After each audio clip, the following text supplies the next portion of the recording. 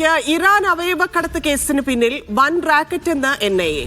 പ്രതി മധു ജയകുമാർ രാജ്യാന്തര റാക്കറ്റിന്റെ ഒരു കണ്ണി മാത്രമാണ്.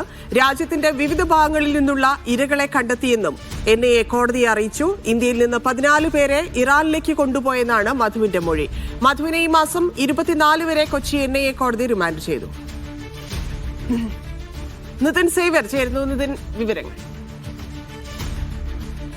കസ്റ്റഡി കാലാവധി അവസാനിച്ച് കോടതിയിൽ മധുവിനെ ഹാജരാക്കിയപ്പോഴാണ് ഇത്തരത്തിൽ NIA കോടതിയിൽ അവയവ കച്ചവടത്തിനായി കൂടുതൽ പേര് ഇറാനിലേക്ക് കടത്തിയെന്ന് ബോധിപ്പിച്ചിട്ടുള്ളത്. മധു ജയകുമാർ രാജ്യാന്തര റാക്കറ്റിൽ ഒരു കണ്ണി മാത്രമാണെന്നും NIA കോടതിയിൽ പറയുന്നുണ്ട്. രാജ്യത്തിന്റെ വിവിധ ഭാഗങ്ങളിൽ നിന്നും ഇത്തരത്തിൽ ഇറാനിലേക്ക് പോയി അവയവ കച്ചവടം നടത്തിയ ഇരകളെ ദേശീയ അന്വേഷണ ഏജൻസി നേരിട്ട് കണ്ട് അവരിൽ നിന്നും തെളിവുകൾ ശേഖരിച്ചിട്ടുണ്ട്. കേരളത്തിലെ ചില സ്വകാര്യ ആശുപത്രികൾക്ക് മനുഷ്യക്കടത്തിൽ പങ്കുള്ളതായി മുഖ്യപ്രതി മധു ജയകുമാർ നേരത്തെ NIAക്ക് മൊഴി നൽകിയിരുന്നു. ഡൽഹി, മധ്യപ്രദേശ്, മഹാരാഷ്ട്ര, തെലങ്കാന എന്നിവിടങ്ങളിൽ കേന്ദ്രീകരിച്ചാണ് ഈ റാക്കറ്റ് പ്രവർത്തിക്കുന്നത്. 50 ലക്ഷം വരെ ഈ ഇരകൾക്ക് വാഗ്ദാനം ചെയ്തായിരുന്നു മനുഷ്യക്കടത്തെന്നും മധുവിന്റെ മൊഴിയിലുണ്ട്. ഇറാനിൽ നിന്നും മടങ്ങിയെത്തിയ മധുവിനെ ഈ കഴിഞ്ഞ 8-ാം തീയതിയാണ് NIA അറസ്റ്റ് ചെയ്തത്. പിന്നീട് കസ്റ്റഡിയിൽ വിടുകയായിരുന്നു. കസ്റ്റഡിയിൽ വിശദമായി തന്നെ ഇയാളെ ചോദ്യം ചെയ്തിട്ടുണ്ട്. കൂടുതൽ ചോദ്യം ചെയ്യേണ്ട സാഹചര്യം ഉള്ളതിനാലാണ് NIA വീണ്ടും ഇയാളെ കസ്റ്റഡിയിൽ വാങ്ങിയത്. 24-ാം തീയതി വരെയാണ് ഇയാളെ കസ്റ്റഡിയിൽ വിട്ടിട്ടുള്ളത്. 2019 മുതൽ 2023 വരെ ഇറാനിലേക്ക് മനുഷ്യക്കടത്ത് നടത്തിയെന്ന കേസിലാണ് ഇപ്പോൾ